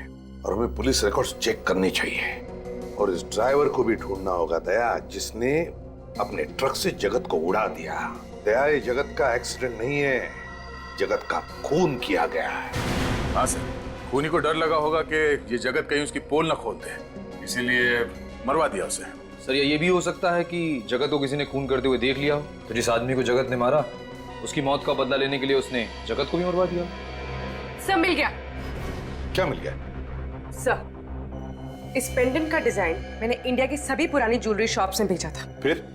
सर ये pendant Justina jewellery shop Chennai में बना है। Oh, Justina jewellery shop Chennai. Ready, बाहर जाओ। सर वो ये रही सर 1987 की फरवरी की फाइल। जगत कुमार के रोड एक्सीडेंट की रिपोर्ट इसी में है। वो तो अच्छा हुआ कि आपने ये फाइल जल्दी मांग ली। अगर ये फाइल आप 6 महीने बाद मांगते तो इसका कोई भी पन्ना पढ़ने लायक नहीं रह जाता। इतने सारे फाइल्स में जो रिकॉर्ड्स है उन्हें कंप्यूटर में डलवा दीजिए ना, समय के साथ आगे बढ़ने में ही समझदारी है।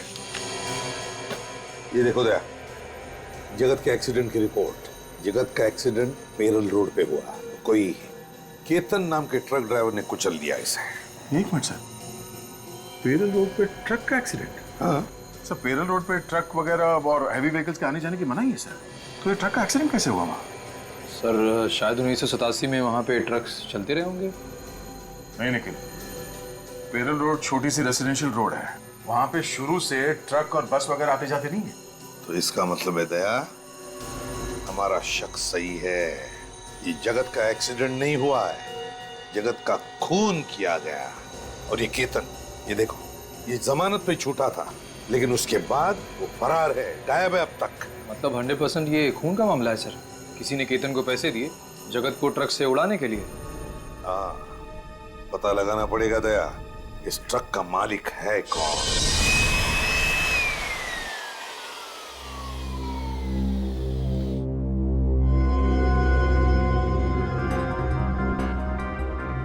जैसे जैसे धूल का एक एक कण खून के ऊपर से हटता जा रहा है, वैसे वैसे खूनी का चेहरा सामने आता जा रहा है। चेहरा? कांच के ऊपर उसकी फोटो चिपकी हुई थी, मुझे कैसे नहीं दिखी? पीछे पीछे। ये थोड़ा लंबा प्रोसेस है, समझे? और वैसे अगर 5-10 ग्राम अकल ज्यादा होती ना तो समझ में आ सकता था। मेरी अकल का खूनी के फिंगरप्रिंट से क्या लेने देना? एक फ्रेडी, 1 मिनट। जैसे जैसे फिंगरप्रिंट साफ दिखने लगेंगे, फांसी का फंदा खूनी तक पहुंचने लगेगा। 25 साल से जो खून इस कांच पर चिपका हुआ है वो इस धूल की वजह से ही है। आंधी, तूफान, बरसात सब में बचा रहा है। अब ये धूल निकालते वक्त में ही इसी बात से डर रहा हूं कि कहीं धूल के साथ साथ ये निशान भी ना निकल जाए।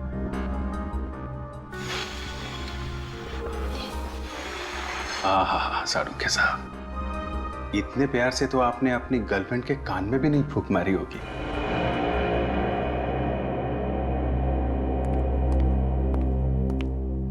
तारिका, बाकी का काम तुम देख लो, भैंस के आगे बीन बजाने का कोई फायदा नहीं है। भैंस?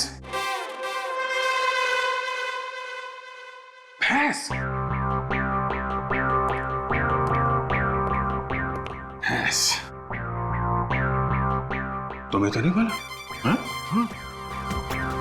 डॉक्टर साहब, आपने मुझसे कहा? देखो, तुम लोग सीआईडी ऑफिसर हो, सिर्फ सीआईडी ऑफिसर, भगवान नहीं हो तुम लोग। और अगर ये निशान किसके नहीं पता चलेगा तो खून ही मिलेगा तुम्हें। नहीं मिलेगा सारुण के साहब, नहीं मिलेगा। हमने कब कहा? हम तो इतनी इंपॉर्टेंट बात में गर्लफ्रेंड कहां से आ गई? आप जाने दीजिए ना डॉक्टर साहब, नादान है बेचारा अभिजीत। नादान?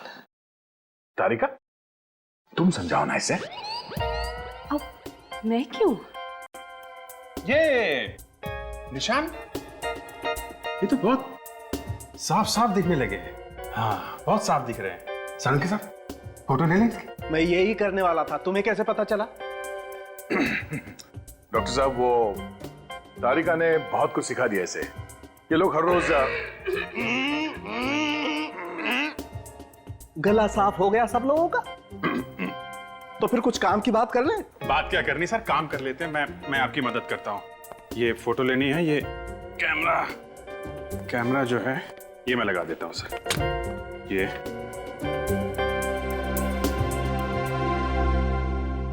फोटो तो ले लो सर।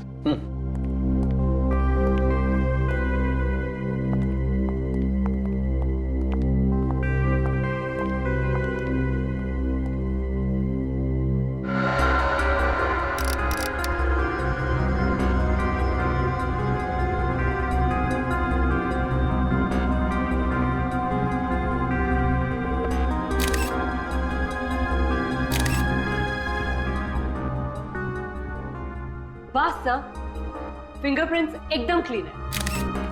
मतलब काम हो गया? देखते हैं।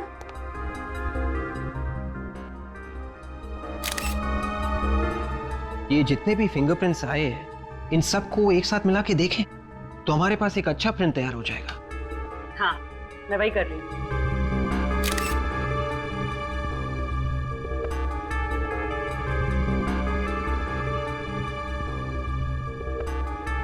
हो गया sir, first class.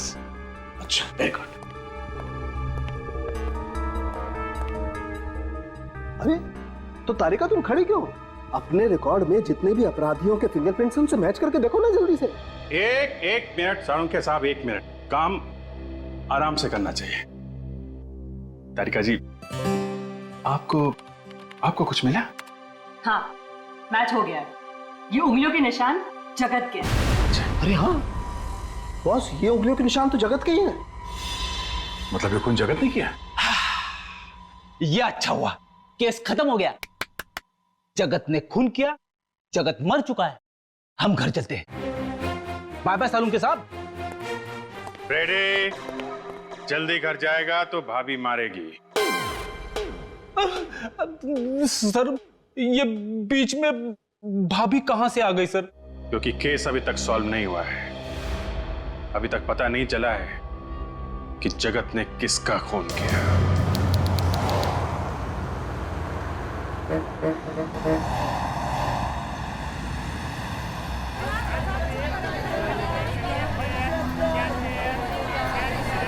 This is the best gift for your wife, sir.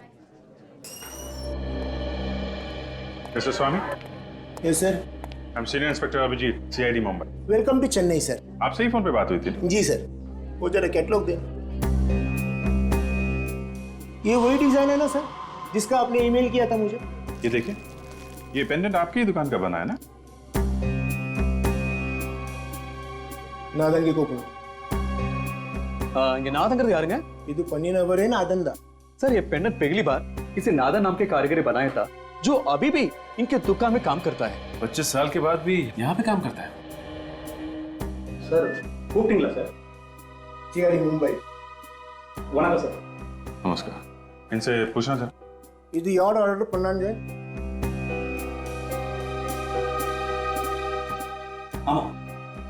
Sir ये जो डिजाइन है ये एक्चुअली एक अल्फाबेट है सर। अल्फाबेट है?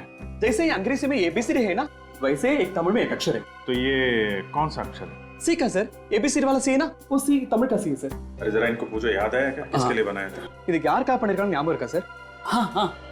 இந்த பெண்டன்ட ஒரு மேடம் தன்னோட ஹஸ்பண்டுக்காக பண்ணாங்க. அவரோட बर्थडे கூட 5 नवंबर 1965 பாருங்க. नादन कह रही एक औरत अपने पति के लिए ये पेंडेंट बनवाने आई थी। उनका पति का जन्मदिन 5 नवंबर 1965, जो ये पीछे लिखे है सर। हाँ वो तो हमें मालूम है। जरा इनसे पूछिए वो लोग कहाँ रहते थे? அவங்க எங்க இருக்காங்க உங்களுக்கு தெரியுமா? எங்க வசிக்கிறாங்க? ஞாபகம் இல்ல सर, उनको मालूम नहीं सर। आपको मालूम है कहाँ रहते थे? नहीं सर। ठीक है, कम से कम 2 बातें तो पता चल गई। एक तो इस आदमी का नाम सी अक्षर से शुरू होता है, और अगर 1965 में पैदा हुआ था तो 87 में 22 साल का होगा, और इस वक्त करीब 46 साल का होगा। हमें ये पता करना पड़ेगा कि 1965 5 नवंबर को कितने लोग पैदा हुए थे यहाँ पे जिनका नाम सी अक्षर से शुरू होता है। हेलो पापा, कहाँ हैं आप? जी आप जल्दी से ऑफिस आ जाइए। पापा यहाँ बहुत प्रॉब्लम हो गई है।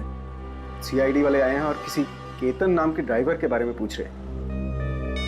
और कितनी देर लगेगी? जी वो पास में ही है।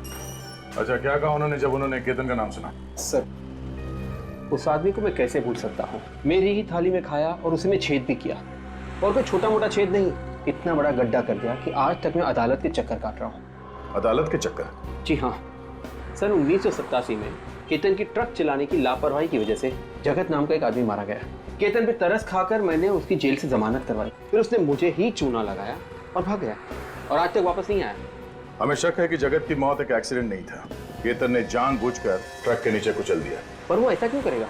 अब इस क्यों का जवाब तो एक ऐसे कंकाल से जुड़ा हुआ है जिसका खून 10 फरवरी 1987 को हुआ था, यानी कि केतन के एक्सीडेंट करने के ठीक 2 रात पहले उसी एक्सीडेंट में ये जगत भी मारा गया था। और ये जगत एक फार्म हाउस का केयरटेकर है, और उसी फार्म हाउस में हमें एक कंकाल मिला है।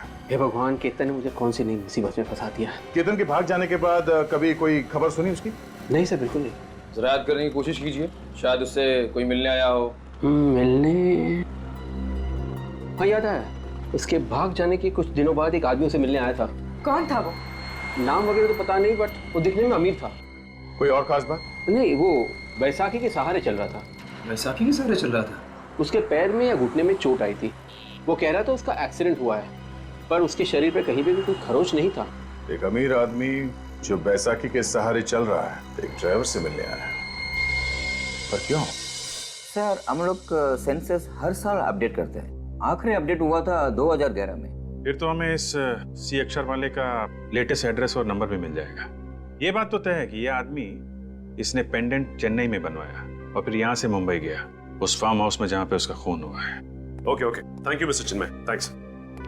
सर, सी अक्षर से जिनका भी नाम शुरू होता है, जिनका जन्म 5 नवंबर 1965 को हुआ, उन सबसे पता कर लिया है। फरवरी 1987 को कोई भी मुंबई नहीं गया था सर। सबसे बात होगी?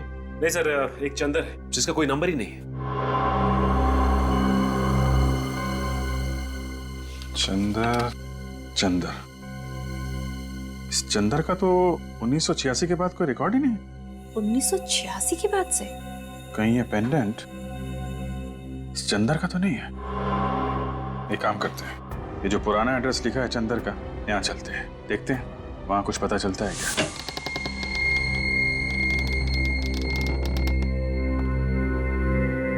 लगता है पूरा घर सालों से बंद पड़ा है, चारों तरफ जाले लगे हुए हैं। विश्वनाथ जी। हाँ सर। ये जो पड़ोसी खड़ा है ना? हाँ सर। उसको जरा लेके आइए। एक मिनट। वांगे भयपड़ा वांगे साहब, ये घर कितने सालों से बंद पड़ा है? इन्हें? आप जरा इनसे पूछिए कि चंदर को जानते हैं क्या? इस घर में किसी को आते जाते देखा है क्या? चंदर मुझे यार தெரியுமா? அப்புறம் யாராவது இருந்தாங்களா? இல்ல, இதுக்கு முன்னாடி யாரும் இங்க வந்தது கிடையாது. ரொம்ப வருஷமா இந்த வீடு பூட்டி தான் இருக்கு. முன்னாடி ஒரு பொண்ணு இருந்தா, திடீர்னு அவளும் காணாம போயிட்டா. क्या कह रहे हैं? सर, ये कह रहे हैं कुछ सालों से तो यहाँ कोई भी नहीं आया। कुछ वक्त पहले एक औरत रहती थी जो एक दिन अचानक चली गई सर। सर, कहीं ये औरत चंदर की वाइफ तो नहीं, जिसने वो पेंडेंट बनवाया था चंदर के लिए? हो सकता है। ये औरत अकेली रहती थी? அவங்க தனியா இருந்தாங்களா இல்ல யார் கூட தங்கி இருந்தாங்களா? முன்னாடி புருஷன் பொண்டாட்டி இருந்தாங்க. அப்புறம் அந்த பொண்ணு மட்டும் தனியா தான் இருந்தா. திடீர்னு புருஷன் செத்தான்னு நியூஸ் வந்ததுக்கு அப்புறம் அந்த பொண்ணும் திடீர்னு காணாம போயிட்டா. सर कह रहा है पहले पति पत्नी रहते थे, पति की मौत की खबर के बाद अचानक कहीं चले गए सर। चंदर की फोटो दिखा। இவரை தெரியுங்களா? இதை பார்த்துருக்கீங்களா? நான் இதுக்கு முன்னாடி எங்கேயும் பார்த்தது கிடையாது. सर इनको मालूम नहीं सर। एक काम करते हैं, घर को अच्छी तरीके से चेक करते हैं।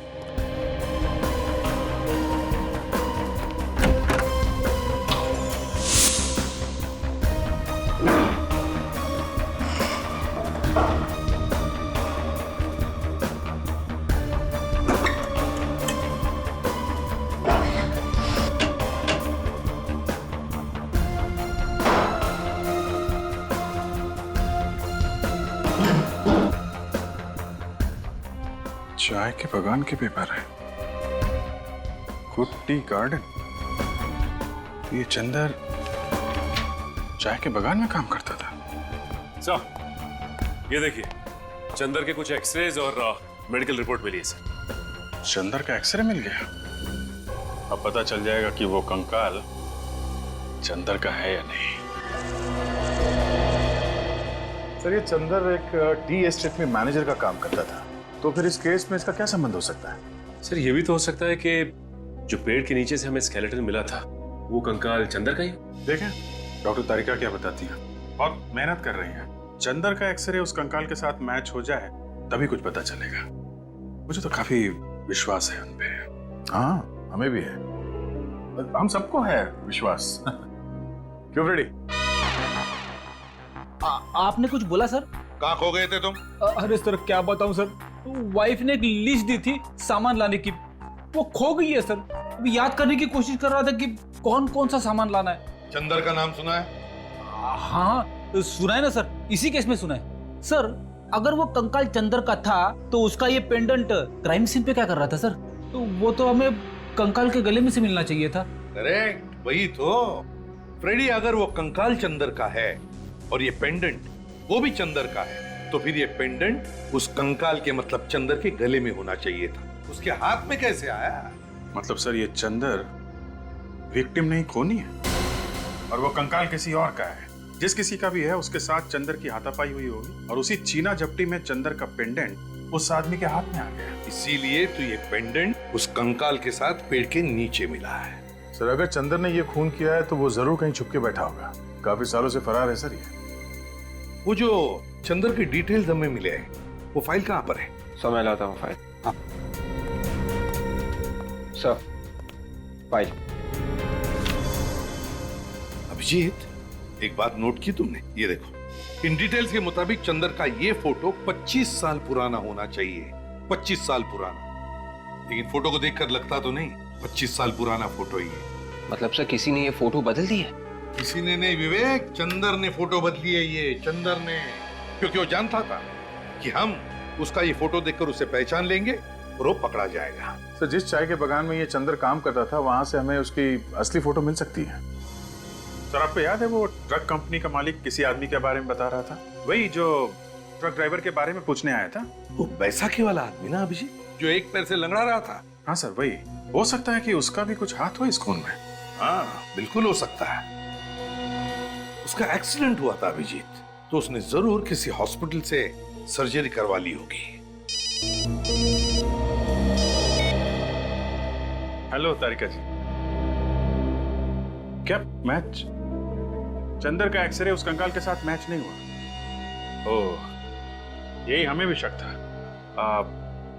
बाद में बात करता हूँ। ओके सर, सुना आपने? जो हम सोच रहे थे वही हुआ। वो कंकाल चंदर का नहीं है, वो किसी और आदमी का है सर। अभिजीत एक काम करो, तुम और सचिन उस टी प्लांटेशन में जाकर पूछताछ करो, और दया उस पुराने फार्म हाउस के आसपास जितने भी ऑर्थोपेडिक हॉस्पिटल्स हैं वहां जाकर के पता करना होगा कि फरवरी 1987 में किसी ने हिप सर्जरी या जॉइंट सर्जरी करवाई थी क्या? Hello sir. Hello doctor Siddharth, वो रिपोर्ट रेडी है? जी हाँ, फरवरी 1987 में जितने भी ऑपरेशन हुए थे वो सारे रिपोर्ट्स इस फाइल में। Thank you. 9 फरवरी को 2 ऑपरेशन हुए थे, एक पैर का और एक घुटने का। और 10 फरवरी की रात हिप जॉइंट ऑपरेशन हुआ था। सर 10 फरवरी की रात मतलब उसी रात को ना, जिस रात को खून हुआ था? हाँ। ओह, तो इसने कराई थी ये सर्जरी। हाँ जी, ये स्टेट में गए थे, तो क्या पता चला? ओह, ये बात है। डिब्रूगढ़ में मिसेस मेघना से मेरी मीटिंग फिक्स करो। अगले 6 महीने का बजट डिस्कस करना है। मैं बाद में बात करता हूँ। जी कहिए, कौन है आप लोग? सीआईडी नाम तो सुना ही होगा। सीआईडी? जी सुना है, वही जो चोरों और खूनियों को पकड़ते फिरते हैं। लेकिन हमारे चाय के बागान में सीआईडी का क्या काम? आपके चाय के बागान में नहीं, बल्कि क्वींस रोड पे वो जो 69 नंबर का फार्म हाउस है ना, वहां से हमें एक कंकाल मिला है, और वो भी 25 साल पुराना। 25 साल पुराना कंकाल 69 नंबर के फार्म हाउस में? मगर इससे हमारा क्या वास्ता? देखिए, हमें शक है कि इसका खून चंदर नाम के एक आदमी ने किया है, जो 1985 में आपके चाय के बागान का मैनेजर था। 1985 में मैनेजर का काम? मगर अब तो नहीं करता ना? लेकिन अब ये कहाँ है ये तो पता लगाना ही पड़ेगा ना। इसका कोई फोन नंबर, एड्रेस वगैरह है? जी सॉरी, इस तरह तो यहाँ कई लोग आए और काम करके चले गए। इतना पुराना रिकॉर्ड बताना मुश्किल है। आप जरा इस चाय के बागान के मालिक का एड्रेस दीजिए, हम उनसे पूछ लेंगे। बागान के मालिक की तो काफी साल पहले एक कार एक्सीडेंट में मौत हो गई। बागान के मालिक की मौत हो गई? जी। तो फिर ये चाय का बागान कौन चला रहा है? इस बागान को अब एक ट्रस्ट चलाता है। अच्छा, मौत कब हुई थी बागान के मालिक की? जी फरवरी 1987 में। फरवरी 1987? जी। सर मुझे तो लगता है कि ये सारी मौतें एक दूसरे से जुड़ी हुई हैं। बागान के मालिक की कोई फोटो है आपके पास? जी देखता हूं मैं।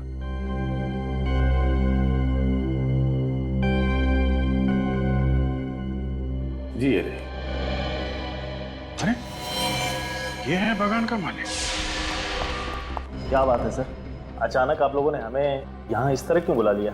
हमें एक खूनी की कहानी सुनानी थी, और कहानी सुनने के लिए कोई तो चाहिए ना। खूनी की कहानी? खूनी मिल गया क्या? जी हाँ। कौन है खूनी? वो भी पता चल जाएगा, इतनी जल्दी भी क्या है। उससे पहले आप दोनों को हमारे साथ एक गेम खेलना पड़ेगा। गेम? कैसा गेम? विवेक, इन लोगों को गेम के रूल समझा दो जरा। Yes sir. देखिए, गेम बहुत ही सिंपल है। X-ray x-ray. सबसे पहले आप डॉक्टर साहब इन दोनों के ही एक्सरे निकालेंगे। हम दोनों के एक्सरे? जी हाँ। क्यों भाई? हम लोग एक्सरे देखकर खूनी का नाम बता देंगे, फिर खूनी दया सर की दवाई पिएगा। हमें दवाई भी पीनी पड़ेगी? जी हाँ, आप लोगों को मेरी दवाई पीनी पड़ेगी। वैसे मैं बता दूं आपको कि मेरी दवाई बहुत मीठी होती है। ये क्या मजाक है? ये मजाक नहीं है मिस्टर विक्रम। डॉक्टर साहब, इन दोनों के हिप बोन का एक्सरे चाहिए हमें। अभी पता चल जाएगा कि आप दोनों के हिप बोन की सर्जरी हुई है कि नहीं। हाँ ले लीजिए डॉक्टर साहब एक्सरे, जब हमने कुछ किया ही नहीं तो हम डरेंगे। नहीं रोहित, ये सीआईडी से है तो क्या हो गया? आप सीआईडी से हैं तो इसका मतलब ये तो नहीं होता कि आप हमारे ऊपर जबरदस्ती कुछ थोपेंगे। मैं नहीं देता कोई एक्सरे फैक्सरे। ठीक है, मत दीजिए एक्सरे, क्योंकि हमें मालूम है कि खून आप ही ने किया है। खून मैंने? जी हाँ, ये रही डीएम हॉस्पिटल की रिपोर्ट। इसी हॉस्पिटल की रिपोर्ट। फरवरी 1987 को आपने इसी हॉस्पिटल में अपने हिप की सर्जरी करवाई थी। और वसुंधरा जी, इस फॉर्म पे आपके सिग्नेचर है, देखिए। विक्रम ने अगर सर्जरी कराई है तो इसका मतलब ये तो नहीं कि खून विक्रम ने किया है। हमने कब कहा कि खून इस विक्रम ने किया है? हम तो ये कह रहे हैं कि खून विक्रम ने किया है। और ये फोटोग्राफ देखिए। हाँ, हमें ये फोटो चाय के बागान के ऑफिस के दीवार पे टंगी हुई मिली थी, जिसके मालिक विक्रम और वसुंधरा जी थे। पर सर ये आदमी कौन है? ये वही आदमी है जिसके कंकाल की फोटो हमने तुम लोगों को दिखाई थी। ये आदमी है कौन? ये असली विक्रम। पर विक्रम तो मैडम आपके सामने खड़ा है। विक्रम नहीं, चंदर है, चंदर, समझे? चंदर? हाँ चंदर। तो मुझे एक्टिंग करते करते अपना असली नाम भूल गए तुम? हाँ? छोड़ दो उसे, वरना मैं गोली चला दूंगी। क्या कर रही हो तुम चुप रहो। सीआईडी ऑफिसर पे गन तानेगी?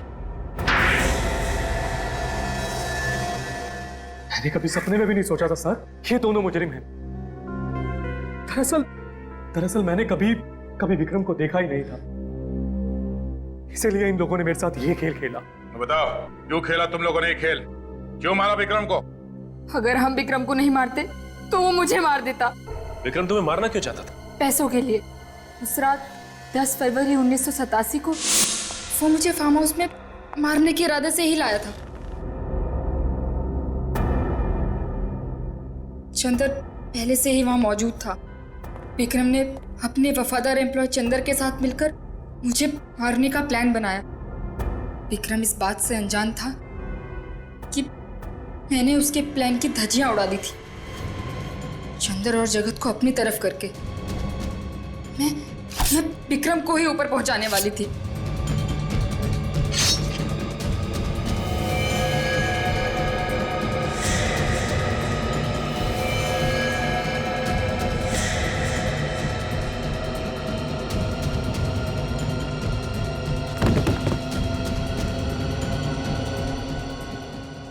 विक्रम की लाश को जगत ने फार्म हाउस में ही गाड़ दिया और मैं चंदर को DEM हॉस्पिटल ले गई।